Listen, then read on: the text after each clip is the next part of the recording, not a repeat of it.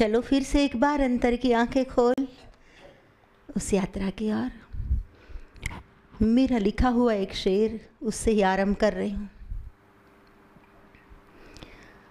आए लाखों सिकंदर जहाँ में मगर, आए लाखों सिकंदर जहाँ में मगर, मेरे मालिक का कोई प्यारा नहीं। तू जो चाहता है उसकी यारी तो बंदा, फकीरी सिवा कोई चारा नहीं। तू जो चाहता है उसकी यारी तो बंदा, फकीरी सिवा कोई चारा नहीं। फकीरी सिवा कोई चारा नहीं। फकीर ऐसे तो बहुत सारे शेर हैं, एक से ही आरंभ करती हूँ। कितना बोलूँ? मैंने कहा था मेरा जीवन कम पड़ जाएगा, मैं मेरी ही वाणी पर बोलूँ, मेरी ही रचनाओं पर, तो भी जीवन कम पड़ जाएगा। आए लाखों सिकंदर जहाँ में मगर, कितने सिकंदर आए? एक आया, अनेक आए। रावण 9 ग्रहों ढोलिए बांधा था। वेद धुनि गावे विधि ग्रहण बतावे, बिन शारदा बजावे गीत गंधर्व गावे है। वेद धुनि गावे विधि ग्रहण बतावे, बिन शारदा बजावे गीत गंधर्व गावे है। द्वारपाल दंडधारी अनल सुपाककारी, देव त्रिपुरारी आई प्रातः ही पुजावे। अर्थ समझ लीजिए, क्या नहीं था रावण। वेद धुनि गावे, सुबह में राजा महाराजाओं के दरबार में गाने बजाने वाले धुन गाते हैं, परंतु सामवेद, ऋग्वेद, अथर्ववेद, यजुर्वेद, चारों वेद प्रकट हो जाते थे और रावण के दरबार में ओम गणानन्त्वा गणपति गुम हवा महे निधिनन्त्वा निधिपति गुम हवा महे प्रियानन्त्वा प्रियपति गुम हवा। वेद धुनि गावे, चारों वेद रावण के दरबार में रावण को प्रसन्न करने के लिए धुन बोलते थे। आप तो क्या औकात के आदमी की, हम क्या, कुछ नहीं, पानी केरा बुदबुदा जस मानस की झात, क्या रे फुगो फुटे, कुछ पता नहीं। तो वेद धुनि गावे, वेद धुनि गावे विधि ग्रहण बतावे। उसको ग्रहण कब है, या तो मुहूर्त कौन सा है, चौघड़ियों बोलते हैं ना आप गुजराती में, कौन सा चौघड़िया चल रहा है, शुभ लाभ क्या चल रहा है, चल। तो कौन बताते थे रावण को? स्वयं विधाता। वेद धुनि गावे विधि ग्रहण बतावे, बिन शारदा बजावे। उसके मनोरंजन के लिए स्वयं सरस्वती, या कुंदेन्दु तुषार हार धवला, श्वेत वस्त्रों में आसनस्थ स्वयं सरस्वती, बिन शारदा बजावे गीत गंधर्व गावे हैं। स्वयं गंधर्व गीत गाते थे रावण के मनोरंजन के लिए। तो वेद धुनि गावे विधि ग्रहण बतावे, बिन शारदा बजावे गीत गंधर्व गावे हैं। द्वारपाल दंडधारी, टाटा बिरला रिलायंस के दरवाजे पर तो कमांडो खड़ा होगा, ज्यादा से ज्यादा गन लेकर, ब्लैक कमांडो होगा, इससे आगे तो कुछ नहीं। तो द्वारपाल दंडधारी, रावण के द्वार पर कौन खड़ा था पता है? दंडधारी यानी स्वयं यमराज, वह रक्षक था। द्वारपाल दंडधारी अनल सुपाककारी। और उसको मेनू कौन पूछता था, रसोया कौन था पता है? पाव भाजी खाएंगे या ढोसा खाएंगे या पानीपूरी, पछी भले दुख तू पेट में। शैलेश्वरे नहीं खाधी तो चलो थोड़ा हंस ले, फिर ये भी तकलीफ है। शीलाबेन सोचे कि हम सेवा कर रहे हैं और बाबा पाव भाजी खाते होंगे, कुछ नहीं खाया है बेचारे ने। ओके, तो अनल सुपाककारी, रसोया कौन था? स्वयं अग्निदेव। रावण को पूछता था, आज क्या मर्जी है, आप जो कहे वो बना दो, दुतपाक या मालपुड़ा, क्या खाना है? तो वेद धुनि गावे विधि ग्रहण बतावे, बिन शारदा बजावे गीत गंधर्व गावे हैं। द्वारपाल दंडधारी अनल सुपाककारी, देव त्रिपुरारी आई प्रातः ही पुजावे हैं। और सदाशिव महादेव इतने प्रसन्न हो गए, चपटी भभूत में है खजाना कुबेर का, ओमकार मुक्ति द्वार।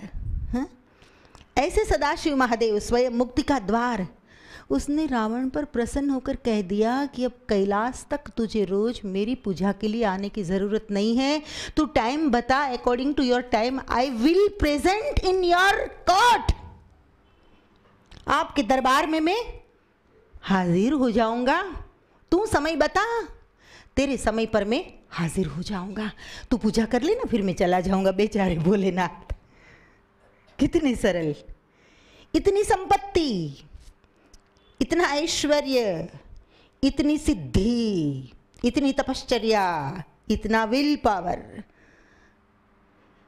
और ऐसे तो अनेक हो गए। सिकंदर ने पौनी दुनिया पर विजय प्राप्त कर लिया था। सम्राट अशोक कोई साधारण नहीं था, पोरस कोई साधारण नहीं था, काशी नरेश कोई साधारण नहीं था, अर्जुन कोई साधारण नहीं था, दुर्योधन कोई साधारण नहीं था, कर्ण कोई साधारण नहीं था, अंग नरेश, कितनों का नाम गिनाऊं।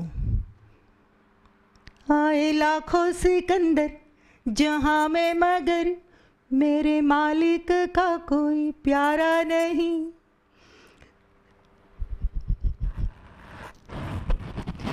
आए लाखों सिकंदर जहां में मगर, मेरे मालिक का कोई प्यारा नहीं। तू जो चाहता है उसकी यारी तो बंदा, फकीरी सिवा कोई चारा नहीं। फकीरी सिवा कोई चारा नहीं। आए लाखों सिकंदर जहां में मगर, लेकिन भगवान का प्यारा हो ऐसा कहीं सुना नहीं सुना। और प्यारे होने की कुछ कोशिश भी की, शिव को इम्प्रेस करने की कोशिश भी की। कोई त्रिपुरासुर जैसे लोगों ने, रावण जैसे लोगों ने तो इम्प्रेशन ज़्यादा बनी नहीं रही, बनावटी था, अहंकार पर खड़ा था। ऐसी भक्ति लंबी टिकती नहीं है। और जो राजा महाराजाएं पहुंच गए, जिन राजा महाराजाओं के अंतर की आंखें खुल गई, ज्ञान है ईश्वर, ईश्वर ज्ञान। कल ही बनाई ये धुन, पीड़ा में बहुत सुंदर पैदा होता है, प्रकट होता है पीड़ा से। जब आप ले गए ना शैलेश्वर को अस्पताल, तब बनी है। शैलेश्वर तू पहली बार सुन रहा है। ज्ञान है ईश्वर, ईश्वर ज्ञाना, ज्ञान है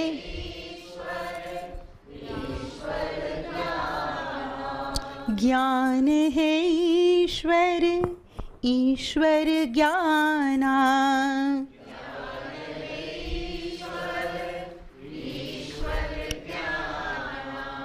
प्रेम स्वरूप स्वयं परमात्मा, प्रेम स्वरूप स्वयं परमात्मा, प्रेम स्वरूप स्वयं परमात्मा, प्रेम स्वरूप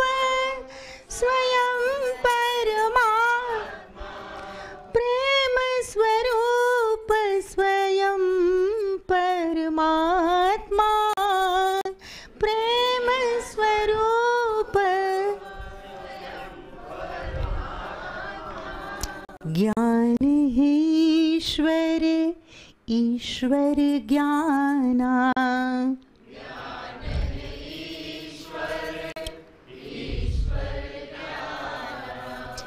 ज्ञान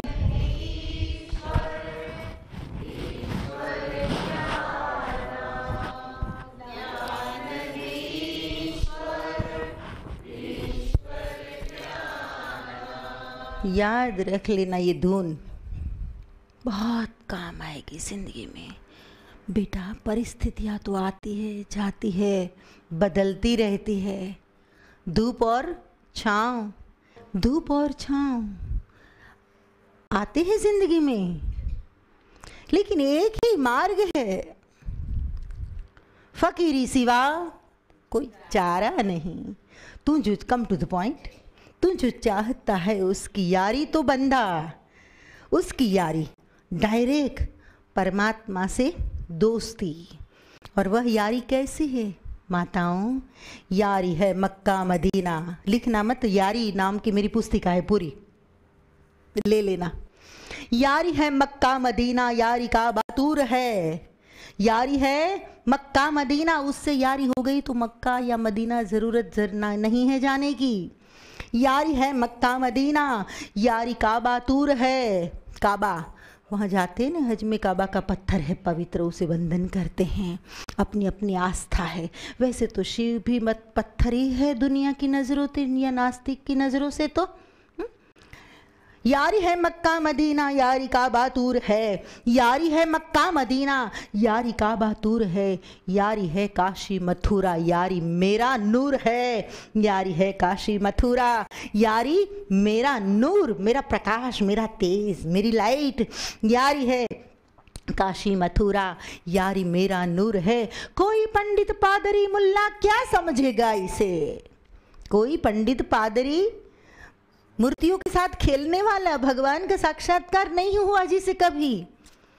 धर्म की दुकान लेकर जो बैठने वाला हो, छुआछूत में जो पड़ा हो, ऊंच नीच में जो पड़ा हो, केवल नहाने धोने तक और किचन तक का जिसका धर्म हो, धनवान और गरीब चेलों को भेद करना और किसी की जेब में क्या है वही देखना, दिल में क्या है वह जिसे कभी नजर ना आता हो, ऐसा आदमी इस बात को नहीं समझ पाएगा। ज्ञान है ईश्वर, ईश्वर ज्ञाना।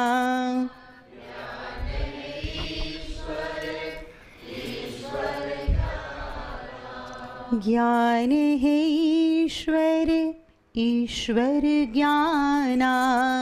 ज्ञान है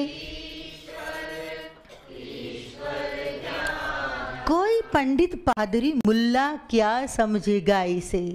वो तो यारी यार से, वो तो यारी, उसकी कभी मुलाकात हुई नहीं है। हाँ, तो यारी शब्द आया तो बोले छी छी छी, ये इश्क यारी की बातों में हम नहीं पढ़ते, हम साधु संत, अरे भाड़ में जाए। इश्क ना है ऐश ना अय्याशी ना अय्यारी है, लिखा है मैंने। इश्क पूरा ग्रंथ ले लेना। इश्क ना है ऐश, मौज मजा इश्क नहीं बेटा। इश्क ना है ऐश ना अय्याशी ना अय्यारी है। मोहिनी बैब इश्क, मोहिनी बैब, मोहिनी बैब इश्क अल्लाह की सीधी यारी है। मोहिनी बैब इश्क अल्लाह की सीधी यारी है। तो कोई पंडित पादरी मुल्ला क्या समझेगा इसे। एक बार स्वामी रामतीर्थ के पास, रामतीर्थ का नाम सुना होगा आपने। रामतीर्थ एक सर्जक भी थे, मेरी तरह कुछ न कुछ लिखते रहते थे और एक क्रांतिकारी महात्मा थे और पंडितों के लिए एक चुनौती थी। और पंडित रामतीर्थ के लिए चुनौतियाँ खड़ी करते थे। आपने सुना होगा, एक बार काशी में रामतीर्थ का प्रवचन था।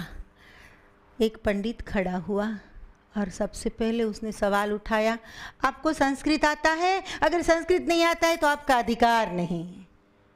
मूर्खों की कमी नहीं है इस जहां में गालिब, मूर्खों की कमी नहीं है इस जहां में गालिब। एक ढूंढो हजार मिलते हैं, एक ढूंढो हजार मिलते। भला भाषा का और भगवान क्या ताल्लुकात, कुछ नहीं। मैंने ABCD की बात बताई थी ना उस बच्चे की। हाँ, भगवान तो भाव के भूखे हैं, भाववश भगवान। कबीर की बोली तो खिचड़ी बोली है, कुछ भी उसके नहीं आता था, भाषा व्याकरण कुछ भी नहीं, खिचड़ी बोली कही जाती है। पढ़े हम MM में, कबीर की भाषा बोली खिचड़ी भाषा। फिर भी कबीर के साथ परमात्मा संवाद करते थे। ज्ञान है ईश्वर, ईश्वर ज्ञाना।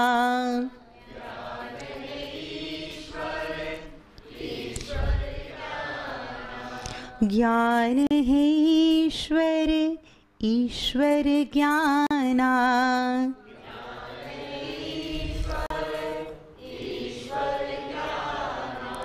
प्रेम स्वरूप स्वयं भगवाना।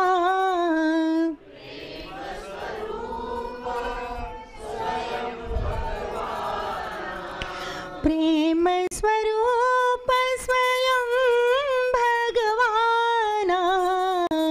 प्रेम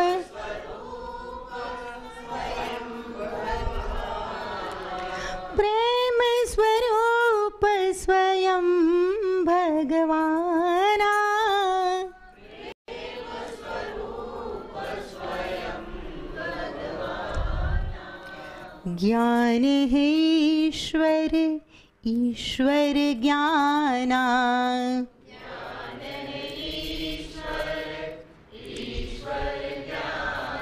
मुझे भले भूल जाओ लेकिन इन शब्दों को मत भूलना, चारों वेद आ गए इसमें। मैं कहती हूँ ज्ञान है ईश्वर ईश्वर ज्ञान, समझ ही परमात्मा है और परमात्मा ही है आध्यात्मिक समझ, जागृति, अवेयरनेस, साक्षात है वह, तो ध्यान रखना। और प्रेम स्वरूप स्वयं भगवान, जो प्रेम रूप हो गया वह भी स्वयं भगवान। ईश्वर अदृश्य है, वैसे ज्ञान भी अदृश्य है, और प्रेम अभिव्यक्ति का विषय है। किसी को दुख है, पीड़ा है, तो खाना पीना घर बार सब छोड़कर आपको होता है कि कैसे मदद में लग जाए। प्रेम स्वरूप स्वयं भगवाना, प्रेम। अगर ऐसा भाव मन में हुआ तो समझ लेना स्वयं भगवान वास कर गए आप में बेटा, स्वयं भगवान निवास कर गए। अने डाई डाई बातों करी बहु मीठी मीठी, लेकिन वक्त पर अगर आप हट गए तो समझ लेना कोई दम नहीं है, कोई दम नहीं। तो ज्ञान और प्रेम दोनों का सम्यक बैलेंस करना जीवन में वही है संतत्व। ज्ञान है ईश्वर ईश्वर ज्ञाना,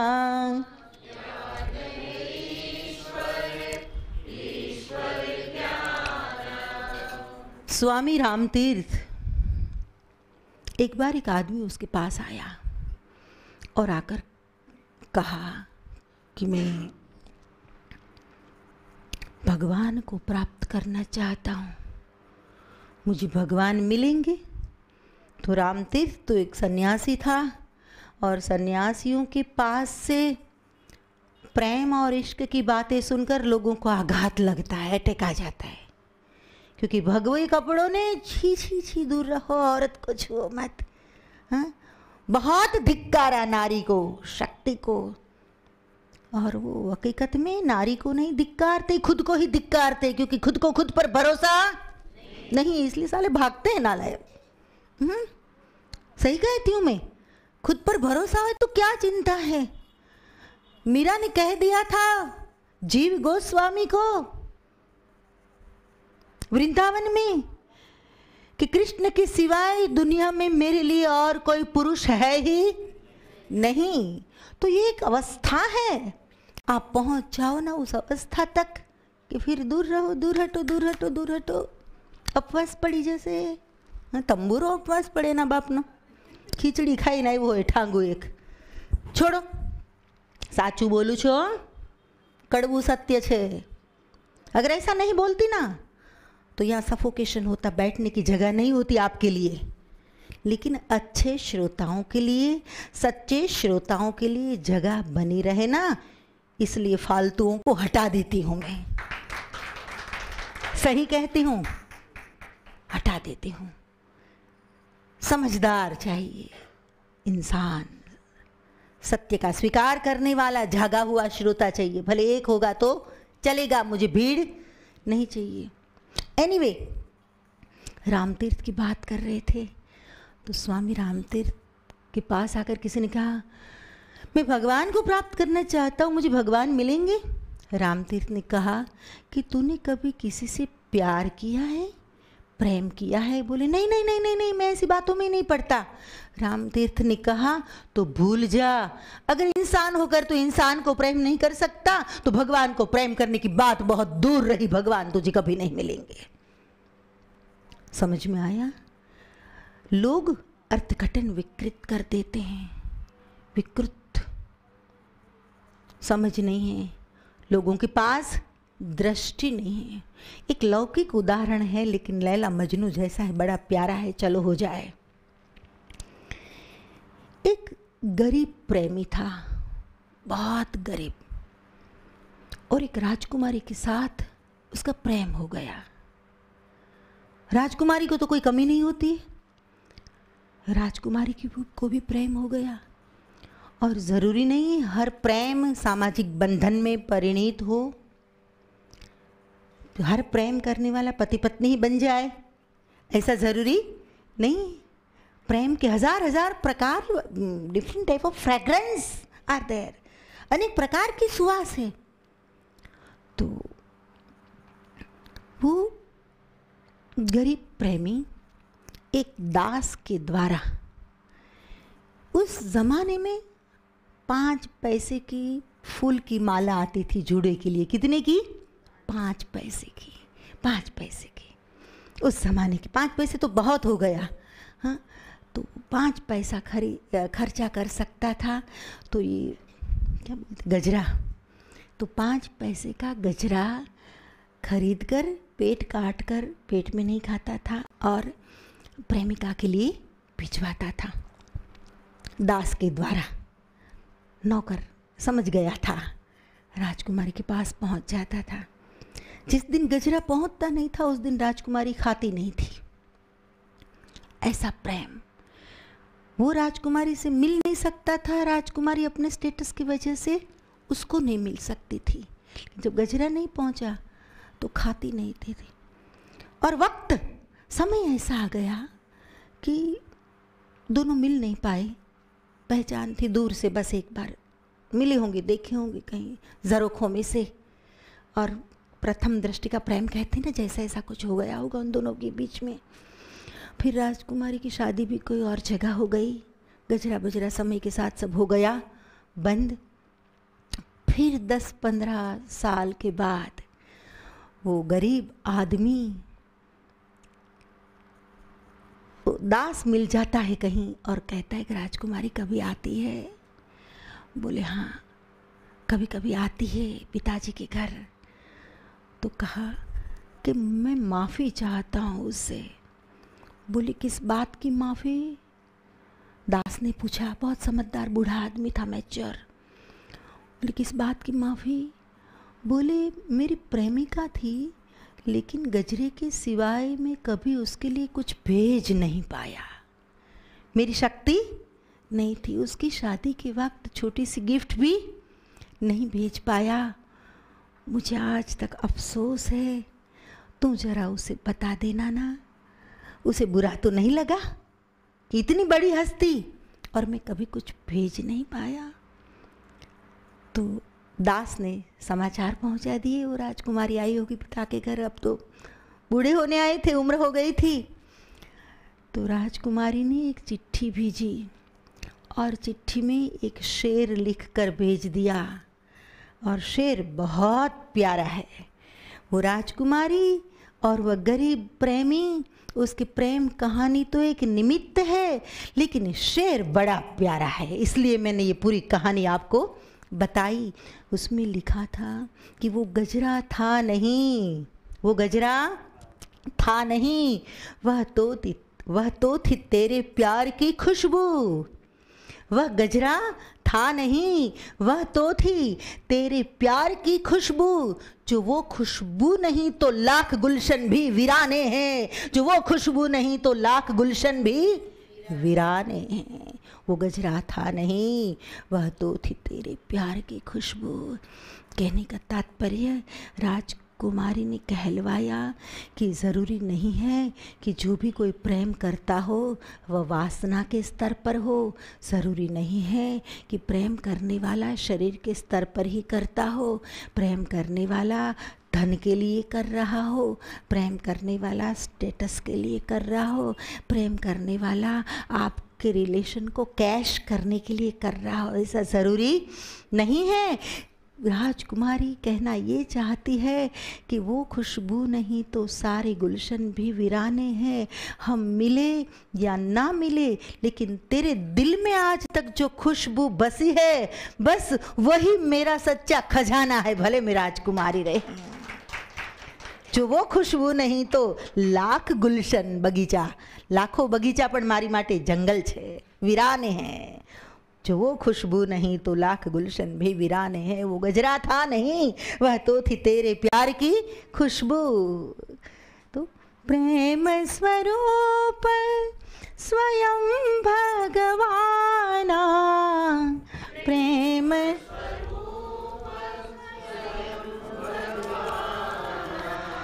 प्रेम स्वरूप स्वयं भगवान।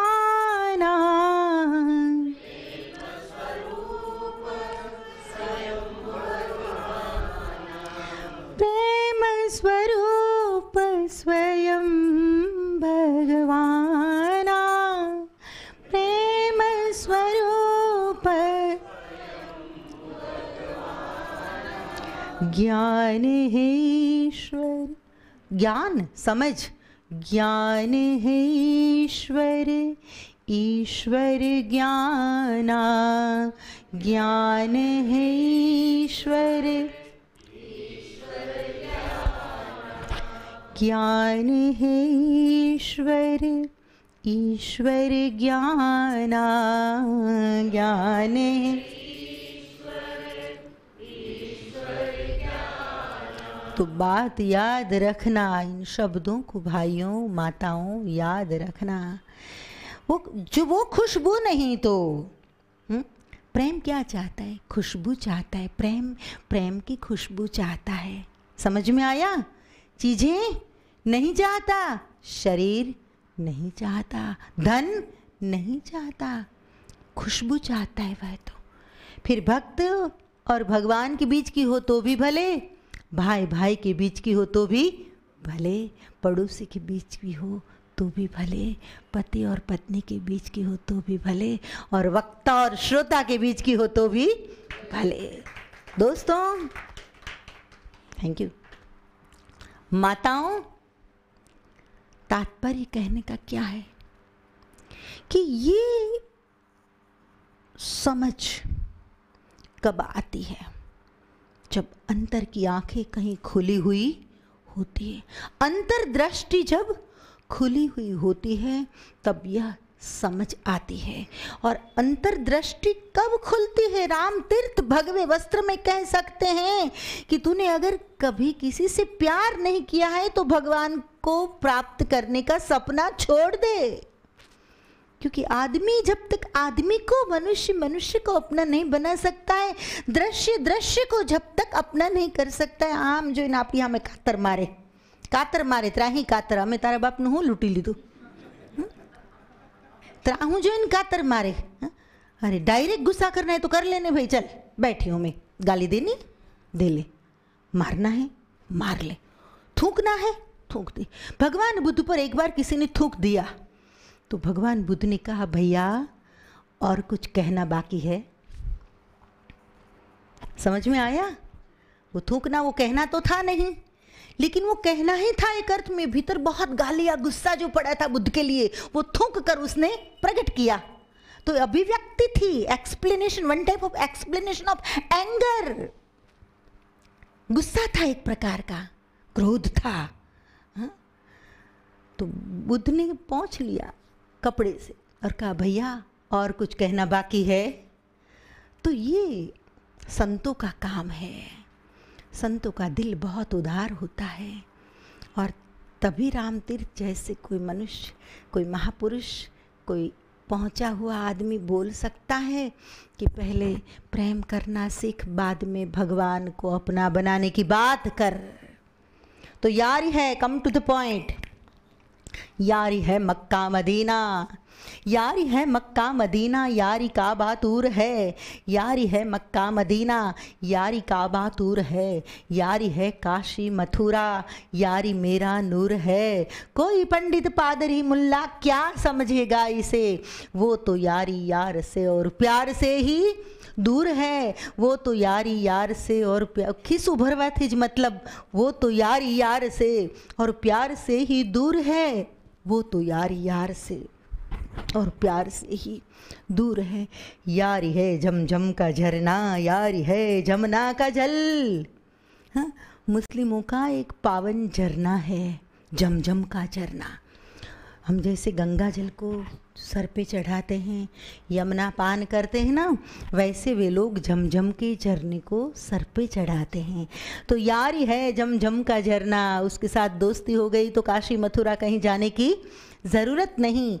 यारी है जमझम का झरना, यारी है जमुना का जल। आब गंगा का ये पावन, आब यानी पानी, आब गंगा का ये पावन, ये सभी तीर्थ का फल। आब गंगा का ये पावन, ये सभी तीर्थ का फल। छोड़ो, ऐसे तो 80 शेर है। कितने? 80 शेर। मैं विषय पर आ रही हूँ। कहने का तात्पर्य ये है, तू जो चाहता है उसकी यारी तो बंदा, फकीरी सिवा कोई चारा नहीं। फिर से बीमार हो गए? वैसे तो बीमारी याद है आप लोग। तू जो चाहता है उसकी यारी तो बंदा, फकीरी सिवा कोई चारा नहीं, फकीरी से। ऐसे बोलो ना मेरी भांति, नहीं लगता है? मुझे देखकर लगता है कि नहीं लगता है कि कोई बोल रहा है? तो ऐसे गाओ, ऐसे बोलो, झूम झूम के नाचो आज, नाचो आज, गाओ खुशी के गीत हो, गाओ खुशी के गीत। हार जीत की बात छोड़ो, अब हम यहाँ रुक जाते हैं। आज किसी की हार हुई, आज किसी की जीत, हार और जीत में हमको पड़ना नहीं है। दुनियादारी की बात को छोड़ो, झूम झूम के नाचो आज, नाचो आज, गाओ खुशी के गीत हो, गाओ खुशी के गीत। झूम झूम के नाचो। प्रसन्नता, सत्संग में उदासीनता नहीं होती। एक बार एक फकीर की पत्नी ने काले कपड़े पहन लिए, क्षमा याद रखना, मज़ा आएगा, मज़ा आएगा, क्योंकि आप लक्ष्मी नारायण की जोड़ी बहुत अच्छी है। तो और मेरा एक स्वभाव है, पति पत्नी दोनों जब साथ में आकर बैठते हैं ना तो मुझे बहुत अच्छा लगता है, क्योंकि बैलेंस बना रहता है रथ का, अंडरस्टैंडिंग सेम डेवलप होती है। समझ में आया ना? और पत्नी सत्संग में बहुत ज़्यादा जाने लगती है और पति ज़ीरो होता है, तो कभी कभी तकलीफ़ क्या होती है कि यहाँ पत्नी की इन्फॉर्मेशन दिमाग में इतनी सारी बढ़ जाती है कि लगता है कि ये तो साला उल्लू है, उल्लू का पट्टा है। ऐसा होता है। या तो पत्नी बहुत सत्संग में जाता है, पति बहुत जाता है और पत्नी नहीं जाती है, तो वहाँ भी बैलेंस नहीं होता। ये देखिए मेकअप में ब्यूटी पार्लर में पड़ी रहती है साली, मेरा पैसा बर्बाद करती है, सत्संग बत्संग से कुछ लेना देना नहीं। तो हूँ दरेक ने कहूँ छूँ कि जो घरवाली ने घरवाळो कीधाમાં હોય तो लेता आवजो। ज्ञान है ईश्वर, ईश्वर ज्ञाना,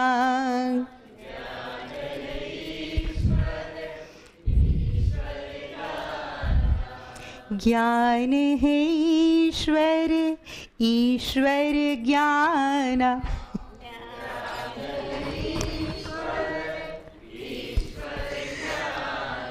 અને આજકાલનો પ્રેમ તો કેવો છે, वो गजरा था नहीं वहतो थी तेरे प्यार की खुशबू। ये बात अलग है। મહેસાણા ડિસ્ટ્રિક્ટનું એક કપલ, ચાલો હસીએ થોડું, હસીએ? હા તો અમને બહુ મજા આવે। બસ એમાં તો સત્યનાશ ગયું, જોક્સ ને ડાયરો થઈ જાય કથા એટલે, અને એની પબ્લિક ખુશ, પછી અંતરની આંખે ખુલવાના જય સિયા રામ। એનીવે છોડો। મહેસાણા डिस्ट्रिक्ट का एक कपल, दोनों बैठे थे, पत्नी थोड़ी प्रेमपूर्ण ज़्यादा थी। धीरे से पूछा, આપણે ગુજરાતીમાં જ લઈએ આ જોક એક વચન। પત્ની ધીરેથી પૂછ્યું કે મને કશુંક થઈ જાય તો ઘરવાળો કે તો હું તો ગોંડો થઈ જાઉં કે। પત્ની રાજી થઈ ગઈ, તમે ગોંડા થઈ જાઓ કે? તો કે હા હું તો ગોંડો થઈ જાઉં કે। તો કે તમે બીજું લગ્ન તો ના કરો ને? તો કે અલી ગોંડાનો કંઈ ભરોસો હોય? ज्ञान है ईश्वर, ईश्वर ज्ञाना,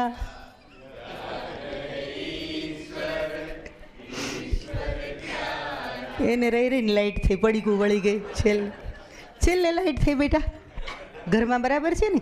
જ્ઞાન હે ઈશ્વર, ઈશ્વર જ્ઞાન।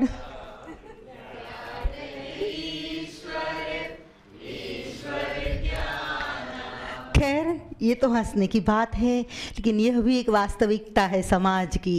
दूसरा पहलू, दोस्तों, भाइयों, माताओं, मैं इतना ही कहना चाहूँगी, स्पिरिचुअल अंडरस्टैंडिंग साथ साथ डेवलप होती है। समझ एक साथ बढ़ती है।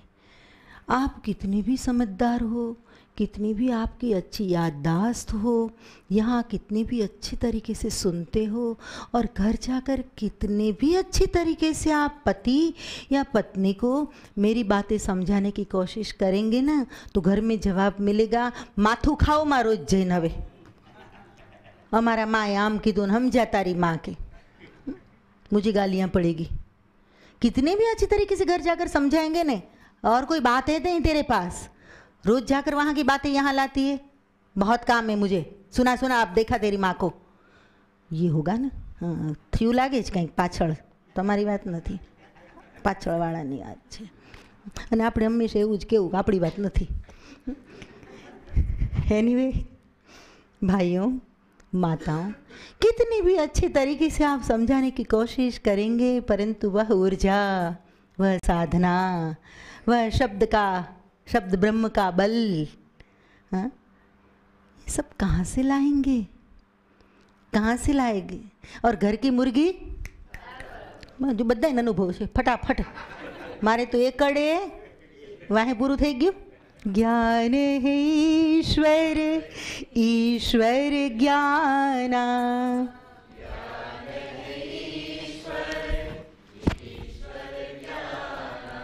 ज्ञान है ईश्वर, ईश्वर ज्ञाना।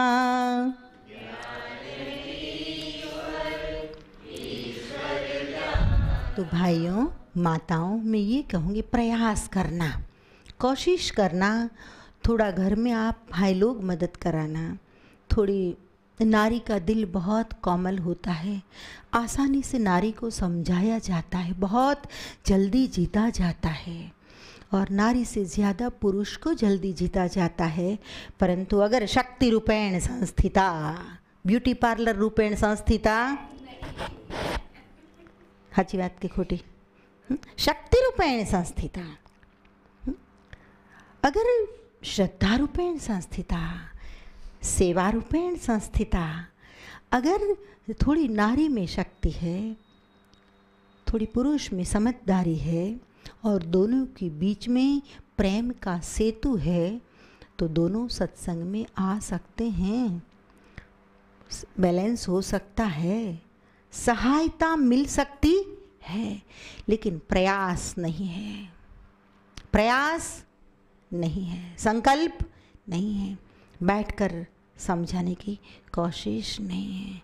हाँ, खुद का मतलब निकालने के लिए हर आदमी बहुत होशियार है, लेकिन कल्याण की जहाँ बात आती है, बाकी कोकिलाबेन आम के એટલે तैयार થઈ જ जाવું पड़े। प्रेम की बात है, प्रेम की बात है, क्यों? प्रेम है भाई, अरे डांटने में भी प्रेम है, लड़ाई झगड़े में भी प्रेम है। एक एग्जाम्पल दे रही हूँ मैं, ये प्रेम की बात है, परंतु कहीं प्रेम कम पड़ रहा है। ये बैठे हैं एक साधक हमारे हीरू भाई, स्वामी जी से उसकी बात हुई थी, ये एग्जाम्पल मैं दे रही हूँ, किसी को फोकस नहीं कर रहा हूँ, किसी के ऊपर, किसी की तारीफ करना मेरी फितरत नहीं है, स्वभाव में नहीं।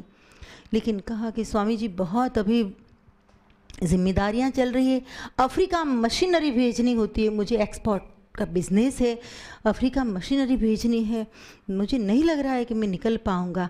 लेकिन पता नहीं पति पत्नी दोनों में इतना सुमेल है, इतना सुमेल है, सारस पक्षी के जोड़े की भांति। बहुत मुझे अच्छा लगता है कि एक दिन आए, फिर तो उन लोगों को लगा कि ये सत्संग अखंड रहना चाहिए, आज तक आकर बैठे हैं। बिजनेस कहाँ गया, अफ्रीका कहाँ गया, मशीनरी। आपका बिजनेस तो छोटा सा है, छोटा सा है, लेकिन विदेश में जिसका कारोबार चल रहा है, ऐसा आदमी यहाँ सेवा भी करता है, फल उठाता है, भगवान को धरता है, और वृद्ध है, और कितनी सरलता, सरलता। तो भाइयों माताओं, समझदारों के लिए इशारा काफ़ी है, ना समझे वो अनाड़ी है। तो समझदारों के लिए मैं हूँ, मूर्खों के लिए नहीं हूँ मैं, दंभियों के लिए मैं नहीं हूँ, पाखंडियों के लिए मैं नहीं हूँ, ढोंगियों के लिए मैं नहीं हूँ, संप्रदाय के क्लच में बंधे हुए लोगों के लिए मैं नहीं हूँ, अपनी धारणाओं को लेकर आने वाले लोगों के लिए मैं नहीं हूँ।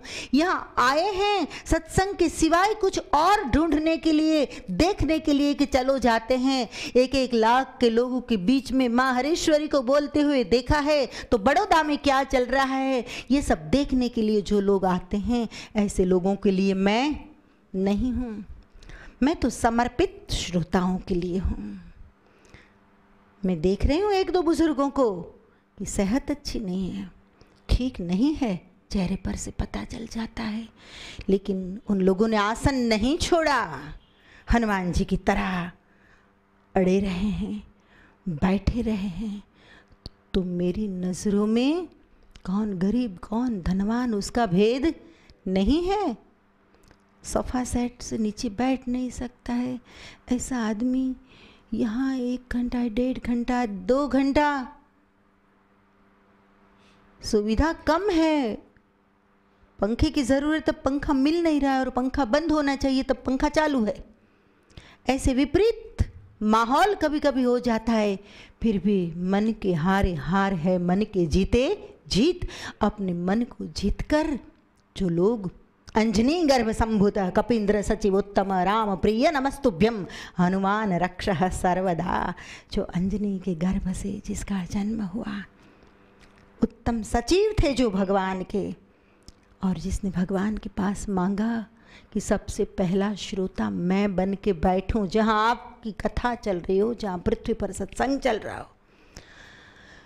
तो ऐसे साधक, ऐसे भक्त जो पलाठी लगाकर वक्त पर आकर बैठ जाते हैं और अपने जीवन की पलों का शुभ उपयोग कर रहे हैं।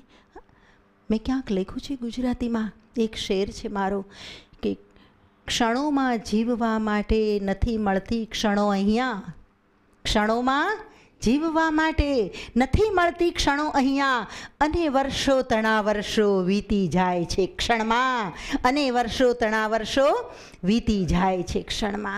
હું એમ કહું કે હૈયામાં આનંદ હિલોળા લેતો હોય, एक आध्यात्मिक क्रांति घट रही हो, ऐसा माहौल बड़ौदा के कोने में जब मिल रहा हो,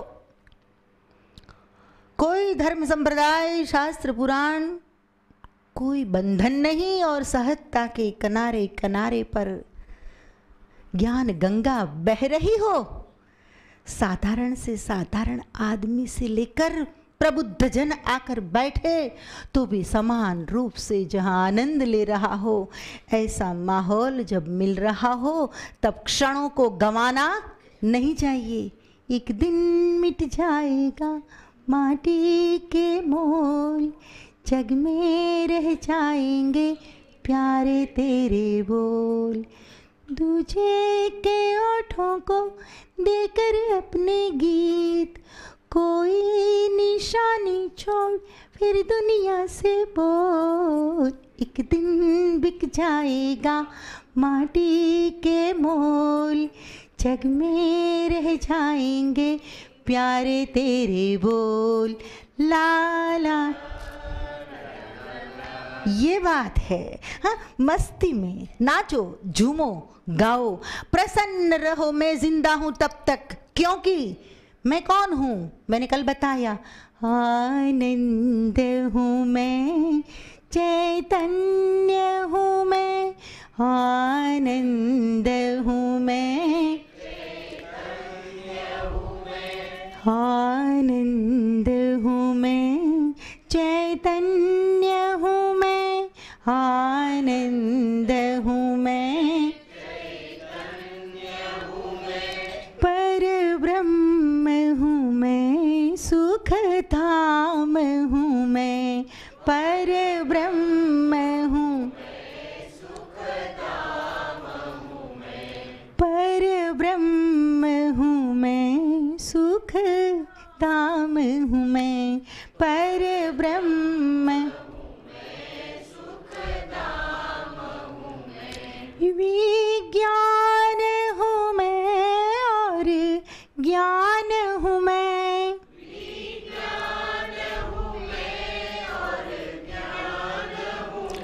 स्वयं को कहना, जब क्रोध आए, जब लोभ जागे, जब निराशा पैदा हो, जब दुखी हो जाओ, क्योंकि इंसान है हम बेटा, टूट सकते हैं, टूट जाते हैं कभी कभी, आखिर तो इंसान है आप लोग। हाँ, और भगवान भी जब मनुष्य के रूप में धरती पर आए हैं तब कृष्ण भी खूब रोया है, फुट फुट कर रोया। देवी भागवत पढ़ो, कृष्ण के पुत्र का अपहरण हो गया, शंबरासुर ले गया, कृष्ण इतना रोया चंडिका के चरणों में बैठ कर कि माँ अब रास्ता बता। और साधना करते करते, आषाढ़ी नवरात्रि की तपश्चर्या करते करते, अष्टमी के दिन चंडिका ने प्रकट हो, मैंने तो देवी भागवत लिखा है चौपाइयों में पूरा। तब चंडिका ने, अरे भारत के 200 कथाकार मेरे देवी भागवत, मेरे शिव पुराण और मेरे भागवत को पोथी के रूप में स्थापित करके उस पर कथा करते हैं 200 कथाकार भारत के। तो मुझे, मेरे लिए तो आनंद की बात इससे ज्यादा क्या हो सकती। हाँ माताओं, दोस्तों, संत तुलसी तो 80 साल की उम्र में रामचरितमानस लिखा, लोगों ने बहुत परेशान किया। पता है ना, काशी के पंडितों ने कह दिया कि ये रामायण धर्म ग्रंथ नहीं है क्योंकि हिंदी में लिखा गया है। वहाँ भी संस्कृत नड़ा, बहु करी संस्कृत है तो बहु करी, वहाँ भी संस्कृत अड़ आया। और तुलसीदास जी चल बसे। बाद में 100, 200, 300, 400, 500 साल के बाद आज मुरारी बापू और अन्य संत उस तुलसी के नाम पर राम नाम लेते हुए संत बन गए, संत बन गए। आप सोचो, क्योंकि ड्यू टू तुलसीदास जी। समझ में आया? संत तुलसी नहीं होता तो कौन पहचानता आज के कथाकारों को? वेदव्यास नहीं होता तो कौन पहचानता कृष्ण को? वाल्मीकि नहीं होता तो कौन पहचानता श्री राम को? जवाब दो। सर्जक सबसे बड़ा सर्जक है, जो सर्जन करता है, शास्त्र छोड़कर जाता है, वह पानी के बुलबुले की भांति खत्म नहीं हो जाता कुछ समय तक चमक कर। उसका शास्त्र बेटा हजारों साल तक बोलता रहता है, क्योंकि दूसरों को आधार मिलता है, दूसरों को उससे सहारा मिलता है। 200 कथाकार भारत के उसको ग्रंथ के रूप में रखते हैं और चौपाइयाँ गाते हैं। कुछ लोग ऐसे भी हैं कि मेरा नाम नहीं देते हैं, छिपा छिपा कर रखते हैं। कुछ लोग ऐसे हैं, योगेश गढ़वी जैसे, कि जाहिर में बोलते हैं कि माहेश्वरी देवी की कृपा से आज मैं देवी भागवत कर रहा हूँ, देखो मैं उसको लेकर बैठा हूँ।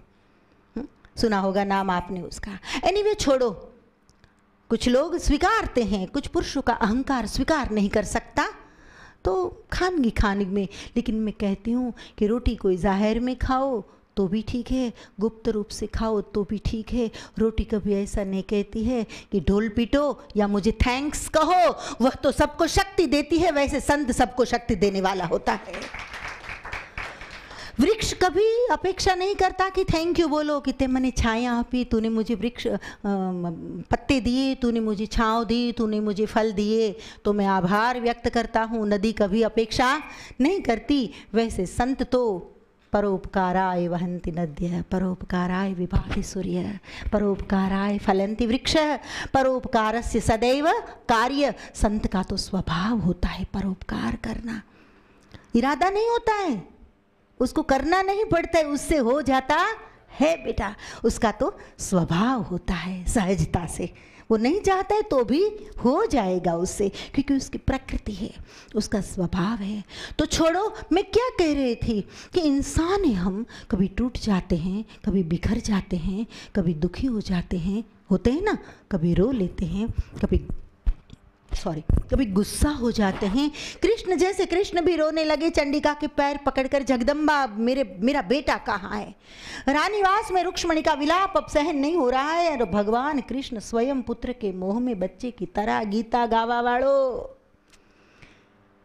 अर्जुन को बोलने वाला उठा गांडीव, सबको मारने वाला मैं हूं, तू नहीं मारेगा तो भी अंत निश्चित है उन लोगों का।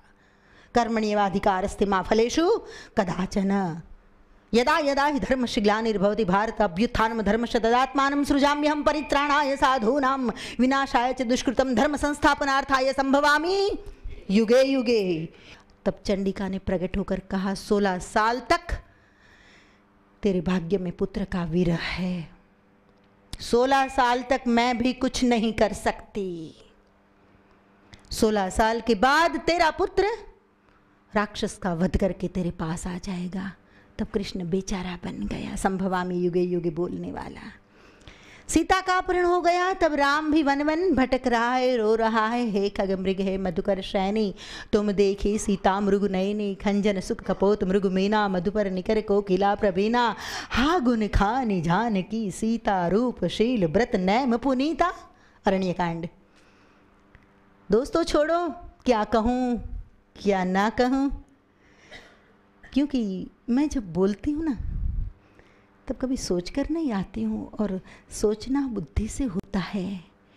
और यहाँ जो सत्संग निकल रहा है वो अंतर प्रवाह है, भीतर से आ रहा है। दोस्तों, कहने का हेतु, कहने का तात्पर्य मेरा सिर्फ इतना ही है कि राम और कृष्ण भी मनुष्य बनकर आते हैं तो रोने लगते हैं। तो होता है कभी कभी इंसान बिखर जाता है, टूट जाता है, थक जाता है, रो देता है, काम क्रोध लोभ मोह के वश हो जाता है। परंतु फिर भी मैं कहूँगी कि जो सत्संग है वहाँ समझ है, समझ के साथ अंतर की आंखें खुल जाती है, और जहाँ अंतर की आंखें खुल गई वहाँ मोक्ष के द्वार खुल गए। धन्यवाद। यहाँ मेरी वाणी को विराम देती हूँ।